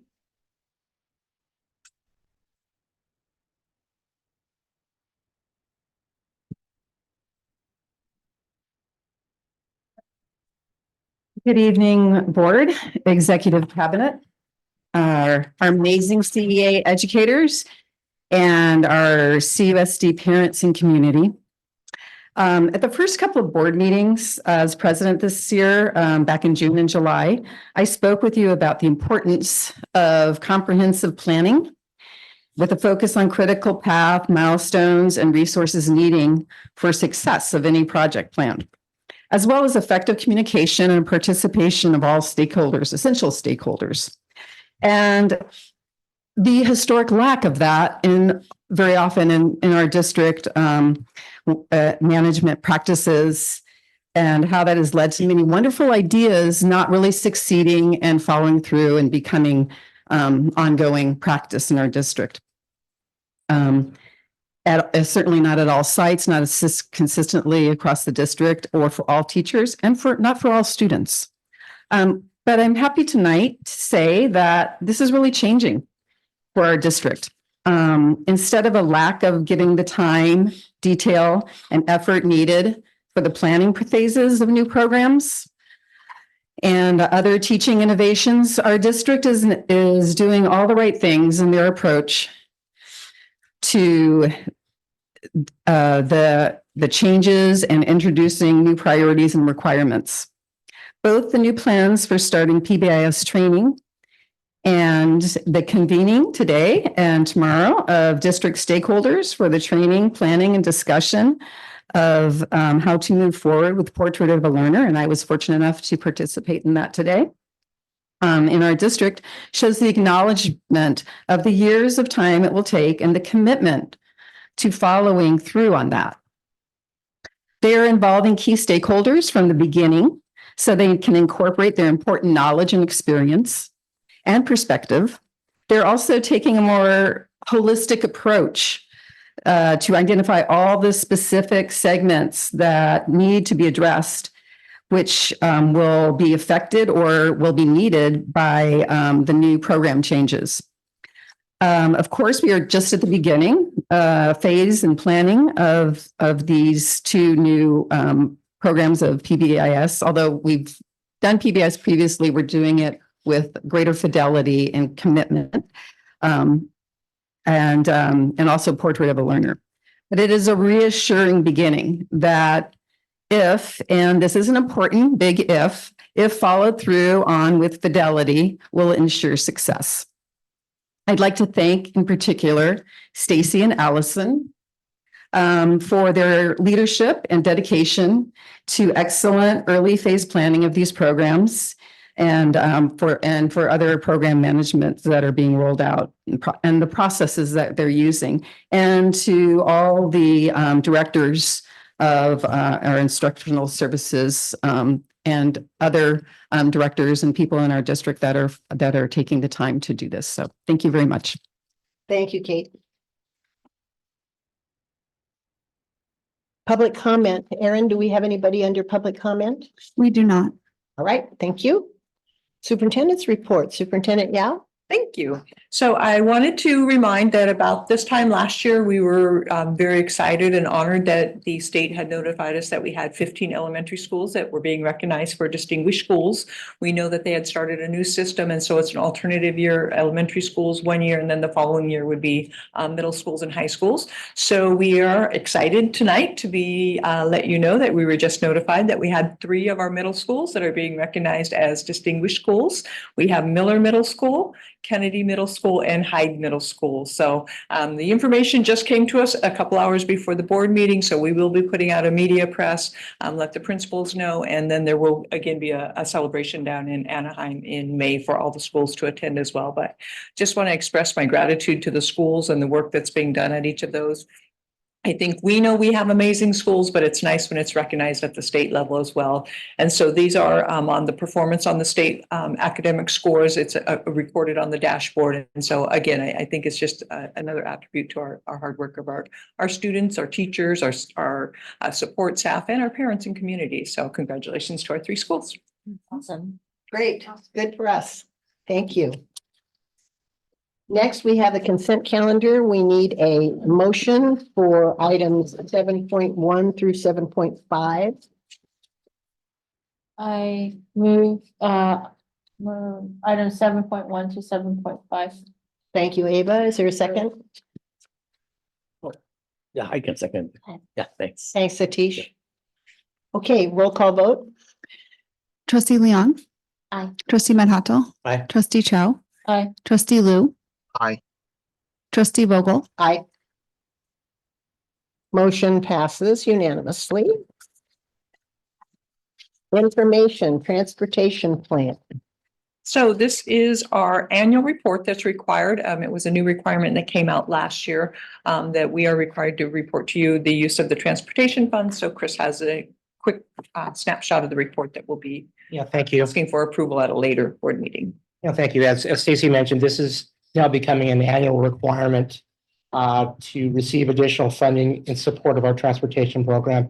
As you may recall, the basis of this transportation funding is a reimbursement back to school districts where the state will reimburse us back about 60% of what our transportation costs, also offset by how much we are currently receiving or what we've been receiving towards transportation at the time when the LCFF was created. So for financial purposes, prior to LCFF, our district was receiving somewhere close to about $1.4 million at the time towards any and all of our transportation costs. And unfortunately, over that period of time, that dollar amount has been frozen. It has not been increased year over year via COLA. So over the years, the state's contribution toward transportation was set until the creation of this reimbursement. And so now we are receiving a little bit additional funding, 60% of our total costs to help continue to offset our transportation costs. So this is just an annual requirement for us to receive the extra reimbursement funding. And so it's just to stipulate that because we are only transporting special needs children, that those dollars are being used towards transporting that group of kids. So I'll entertain any questions at the board. It's just for information purposes tonight. Okay, thank you, Chris. Any questions for Chris? I have one if Okay, Gary. hi, Chris. How many students roughly are we serving with the transportation that we're providing? I don't have the exact number off my head. I can provide that to the board in the Friday update. Great, thank you. Appreciate that. That's it. Thank you, Phyllis. Okay, thank you. Anything else? Any public? Did you have any public comment, Aaron? No, there are not. Okay, and this is only information, so we don't need any action on this. All right, good. Moving on to E-rate eligible products and services. All right, so again, is one of our annual bringing forward to the board. So I'll turn it over to Mahmood. Hi, good evening, board. Yeah, so once again, we're bringing the E-rate items. We do this around the same time every year. We'd like to bring it as an information item so you guys can have an idea of what we're looking to bring for approval each year. And then we'll bring it back in the next meetings for an approval. So for this year, we went out for 2 items. One was related to our connectivity. It's up for renewal and we need to extend or expand the bandwidth that we used, the connection between the school sites and internet access. So we've increased that last year, or we increased it for the middle schools, and now we're looking to increase it for the elementary schools. So we're bringing that forward. We put it out, and we also had an existing contract. So we solicited all that information, and based on that information, we realized our existing contract to extend it is going to be the most cost effective. So the next board meeting, we're going to be bringing that contract for an extension. In addition to that, our second item for the category 2, which is for equipment, our data center that connects all those school sites needs a refresh. So we're using some of those funds for this year's E-rate cycle. Questions, comments from Mahmood?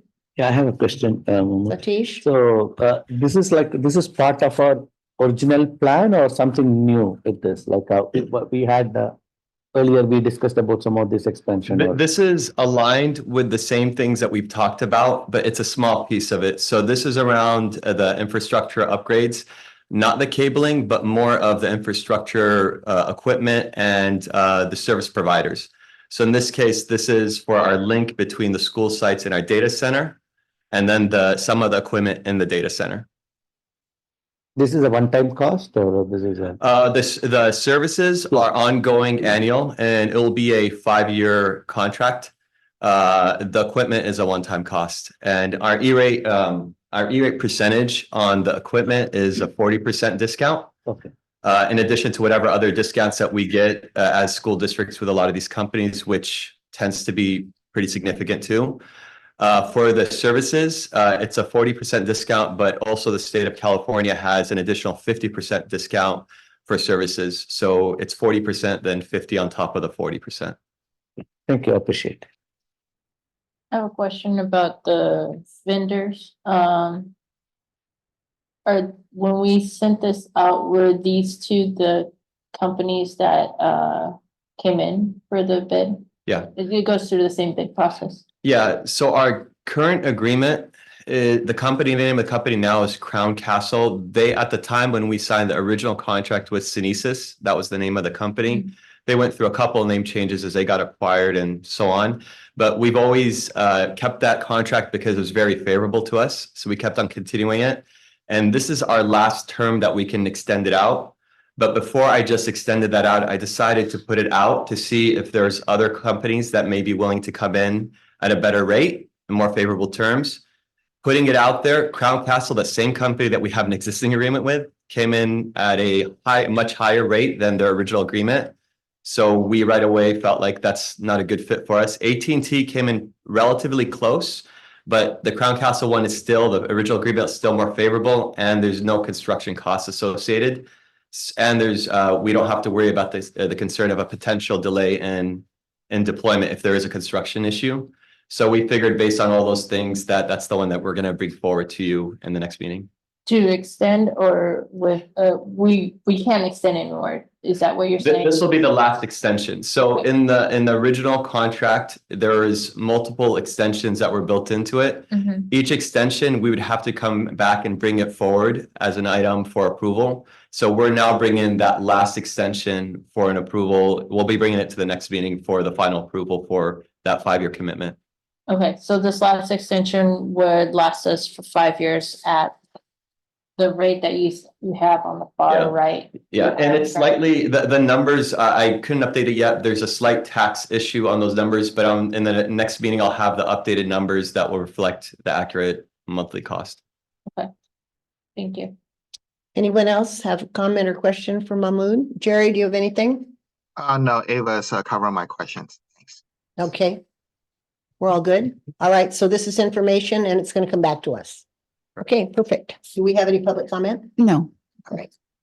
Discussion, California School Board Association Delegate Assembly Election. That's you. So the task of the board is that there are 5 seats going to be available, 4 seats, and we have 5 candidates.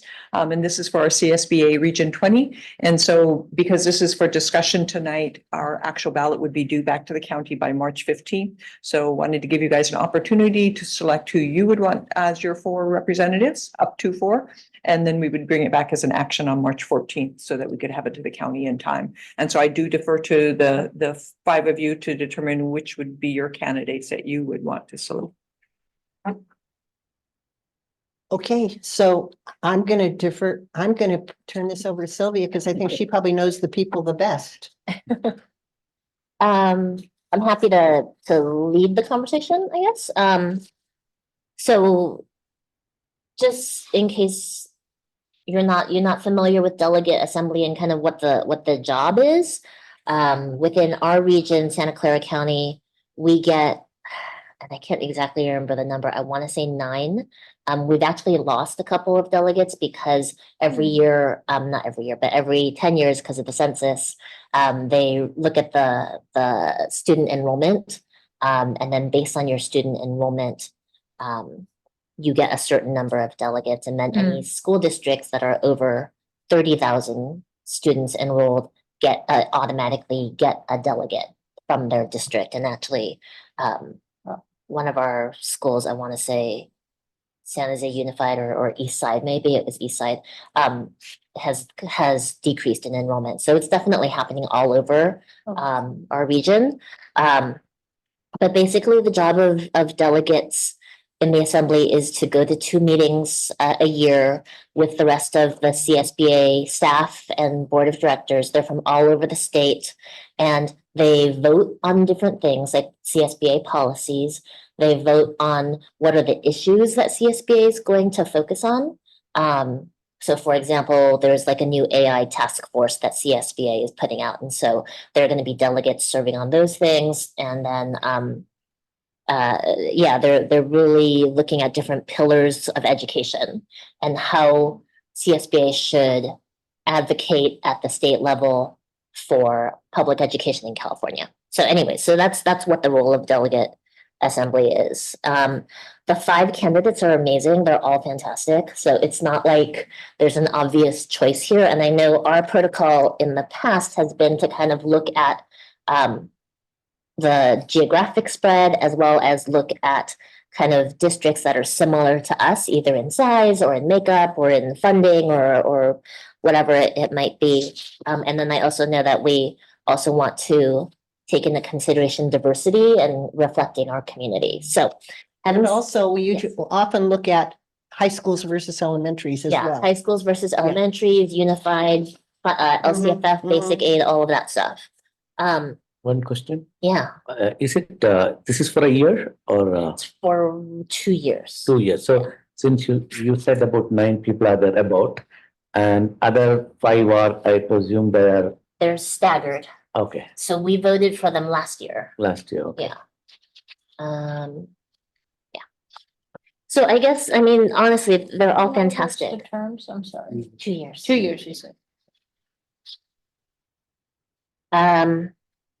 So I guess the things that I would point out, Isabel is from our neighboring district, Sunnyvale School District, which is always nice to have somebody from our area who is also, familiar with our community, especially as they're representing to the state.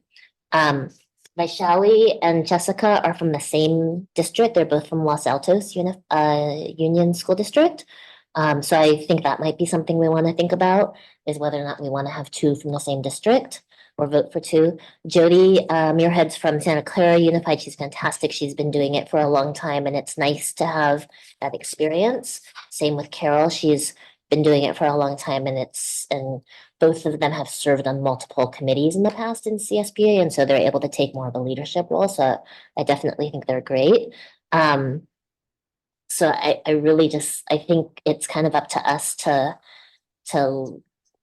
I guess my recommendation would be to look at the 2 candidates from Los Altos Union, because just to have, again, as we look at kind of what we value and wanting to have that spread of representation. So.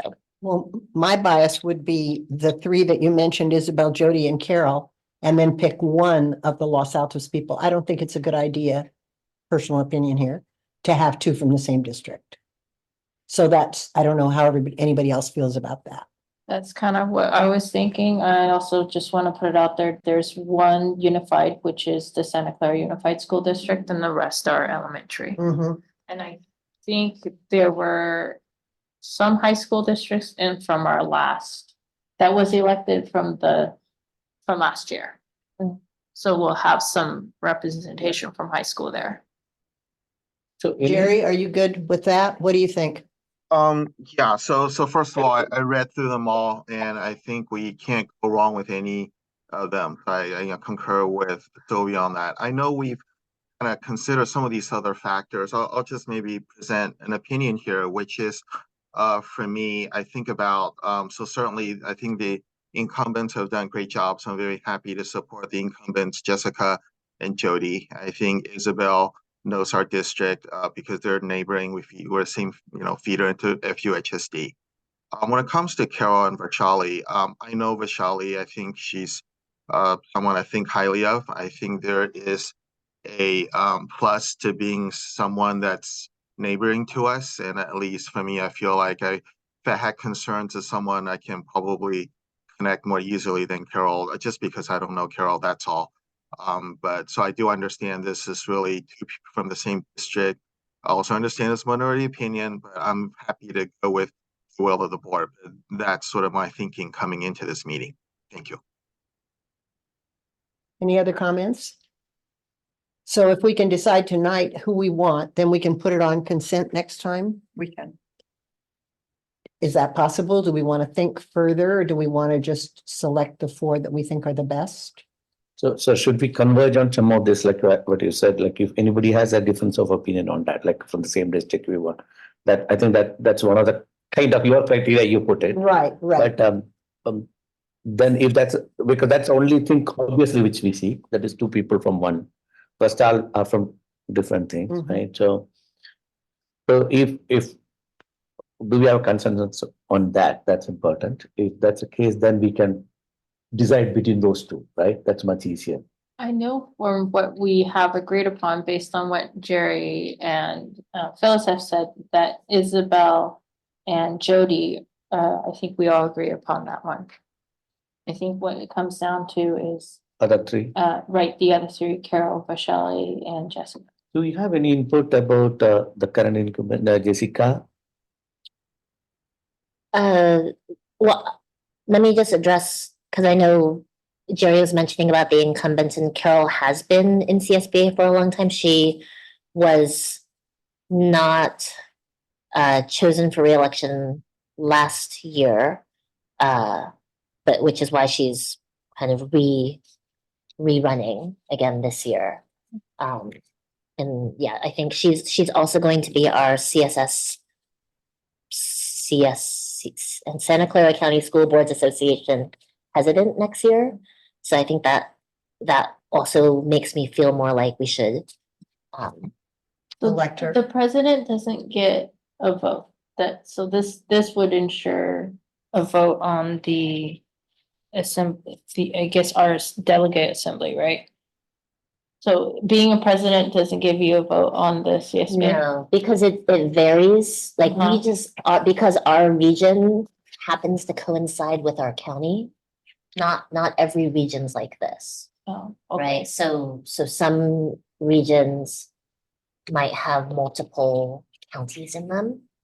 Or some regions might only be half of a county. Depending. So we're unique in that sense. I think we're one of a handful. I think San Mateo County is the same. So do we have agreement on Isabel, Jody, and Carol? Hello? So what you're saying is Carol's gonna be our Santa Clara County president as well? Next year, yes. For I'm sorry, CSBA. yes, no, not for CSBA, for our Santa Clara County School Board, CSBA. no, not CSBA. Just within Santa Clara County. Santa Clara County Let's School go, Boards right? Association. Oh. Yeah, whatever. Yeah. So and Jessica is the current president, but she's stepping down. So who are the other two that I didn't mention? Then I think Vaishali is on. Vaishali Vaishali is on. and Jessica.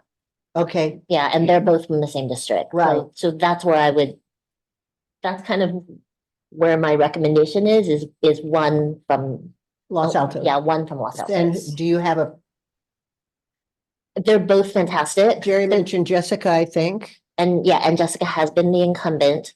I think when I think about kind of the makeup of the delegation from our area, we don't have anyone who's representing or who's South Asian. So that's something that I would put out there. So that would be the opposite one to Jessica, the other Los Altos person. Yeah, Vaishali. Vaishali. Yeah. But again, there's no wrong choice here. They're all fantastic. So.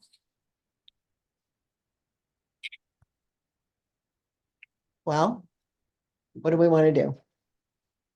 I like the idea of having representative from the Indian community. I don't know how many there are in the delegate assembly, but we have a significant Indian population in our county. What do you think?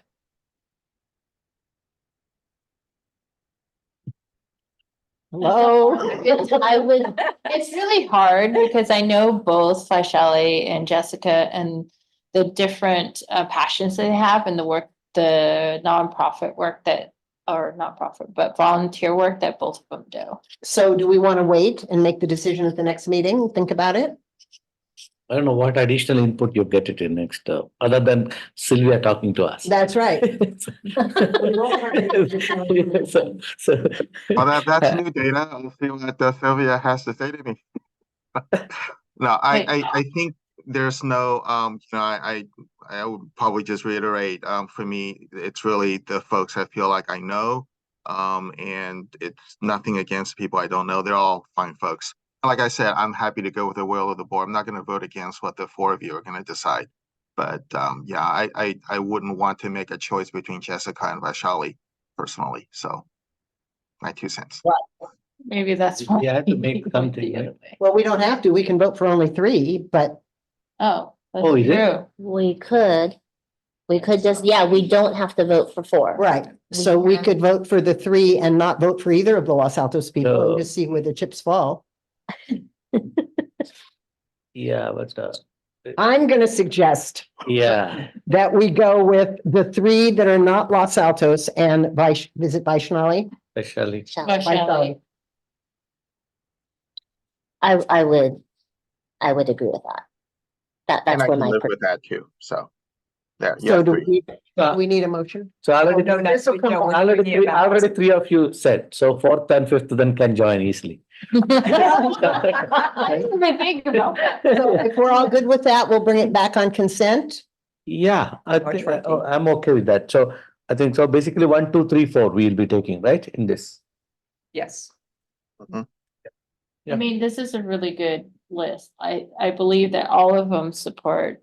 It's not a bad problem to have when you have all No, Yeah, people. they're all really great. Yeah. So Is a So problem. you guys are all good with that slate? Jerry, you're good with it? Yep, I'm good with it. Okay, all right, that's it. Comes we'll back bring on it back. consent. Okay.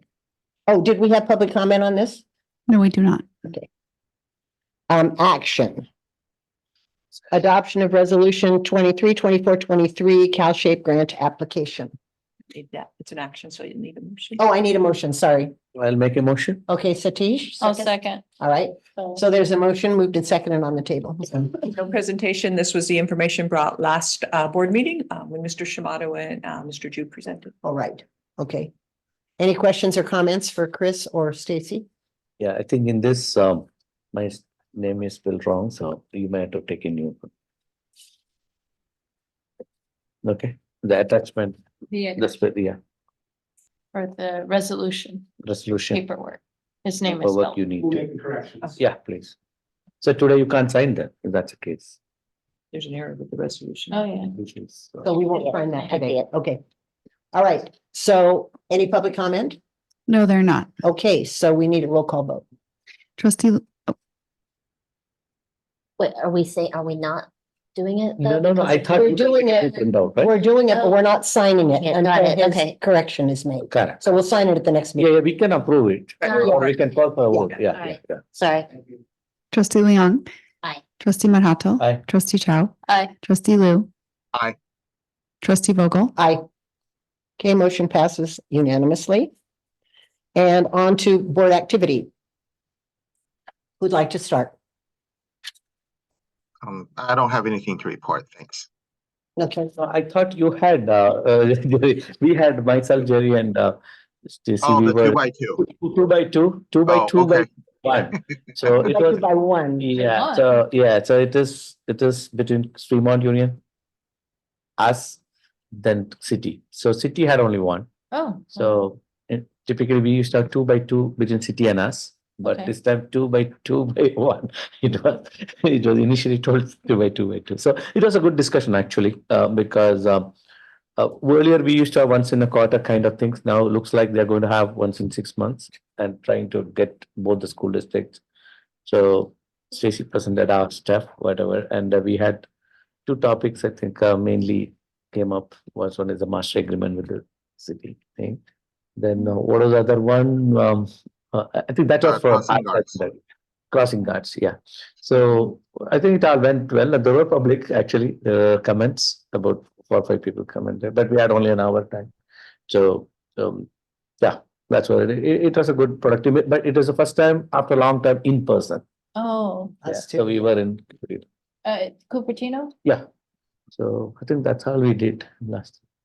Maybe I'll add a. Did you do wellness? But Did you do wellness? wellness was there, but yeah, but I thought last time I told wellness. Okay, I couldn't be at wellness, so. Yeah, I know you were off, but Right. after that we had a You meeting. reported on it. Okay, Yeah, I okay. reported, but there is a wellness actually coming week, but I believe that has changed the dates now. Okay. Yeah. I think All right. Jerry wanted you to go back to him. I think Jerry. Yeah, Oh, Jerry. yeah, thank you. Just on the 2 by 2, a couple of things. There were actually a number of community members who came to speak because one of the topics was around crossing guards, and I think folks are concerned that there were going to be reduction of crossing guards, and I think the will expressed from all the agencies was that that was not the intent, and so and we might look at who's going to pay for what, but I think the message is very clear that no one wanted to sacrifice or safety given how little they cost relative to the benefits they provide. The other one was on the field agreement. As you know, we have this field use agreement going back with the city for over 20 years where folks can make use of our field and it counts in the city's open space allotment, and in return they maintain the fields. And so there was I think a proposal at the Park and Recreation Commission level, perhaps dropping that and just really to help cities save money. And I think it was on the order of Stacy, I don't remember the exact number. I thought it was like $1 million plus or minus, roughly around that range. And so what we talked about and what many community members had talked about was expressing support to continue to have open space. And so I think the message was there something we could work out so that it doesn't have to be sort of either or, right? Maybe there's some, rather than the city paying all of it or the district paying all of it, is there some sort of sharing perhaps that could be worked out? So that was, and then I think the other thing, one more, just on the crossing guards, I think there was a widespread support for the three agencies, the high school district, ourselves, and the city, working together on some sort of a resident education campaign just for better driving habits, better parking habits, and that sort of thing. And I think so. I think Clark, Stacy, and Pam are going to work on that and come back with something. So, thanks for the reminder, Satish. Yeah. Yeah. Thank you, Jerry. Sylvia, anything? Nothing in terms of activity, just a reminder that the legislative brunch is coming up next Saturday, March 9th. And it's going to be right here at the Fremont Union High School boardroom, I think, or conference room. So when is it? Next Saturday from 9 to noon. Next. A week from Saturday. A week from Saturday. Oh, this coming and Saturday. we have to sign up, right? Yes, so please sign up. They've got some great speakers coming and panelists, and it's a chance for us to talk about issues specific to school districts in our region. Thanks. Great. Okay, thank you. Ava, anything? CSBA stuff, went to, well, not CSBA stuff, it's actually training for the Brown Act with one of our partners, DWK. That was on the 15th, and then you and I just, was it yesterday? Yeah, yesterday. It seemed like forever since yesterday. We had a 2x2 by 2 with City of Los Altos and FUHSD, and we went over Measure B, but we're hoping that we get the experts from the county to come and talk to us about Measure B at our next meeting. And we went over Homestead Quarter. Mainly, it wasn't much of an update for that. There wasn't much movement because the funding, I believe it was like up to 33% or something. 35% with VTA, and it's kind of paused, and that's only up to like the designing stage. And there was talks of there is money available, in which we heard from Mary Weinstein from Los Altos, because he's on an advisory board for VTA. And then I think the main reason the meeting was called because City of Los Altos wants to talk about crossing guards as well. And it affects CUSD because there's 4 main areas in which crossing guards are kids use, and also one in which is also with one of the private schools. St. Simon, yeah. So I think Stacy was very kind and offered to gather the other superintendents and kind of talk about that cost and how, because they were saying that the costs have, I think, almost doubled. Because the crossing guards are currently, we hire another company to train and hire the crossing guards, and other possibilities we looked into either the city or one of us be the person hiring directly and doing the training, and one of the city workers talked about possibly parent volunteers. So we all agreed that just like your 2x2x1 is that crossing guards are really important. We did have a public speaker come and speak as well. Did I miss anything? I think you got it all. Okay. All right. I just wanted to add, Chris also was there in that, okay, in our meeting. No, I just only mentioned your name and our name, so thanks, because he also was present. Stacy, anything to report? Nothing to add. Well, I had a really exciting time actually with Stacy this week because we went and saw a fraction bakery at one of the schools, which was really fun. It was really What's a fun. She had, well, she had done her whole room like a bakery and she was teaching fractions to fourth graders. It was awesome. Yeah, it was really fun. I actually went back the second day when they were doing the baking, so I got put to work helping them. Do the ingredients together. She didn't So it have was any help for fantastic. I couldn't go back. I would have loved it, but yeah. So that was fun. It's always fun to get invited to teachers' classrooms to see those kinds of things. Okay, agenda setting. Anything anybody wants coming up on an agenda? All right, that was easy. Is there any public comment on closed session, Erin? No, there are not. Okay, then we are adjourned to closed session. Can we leave this here while we go in closed session?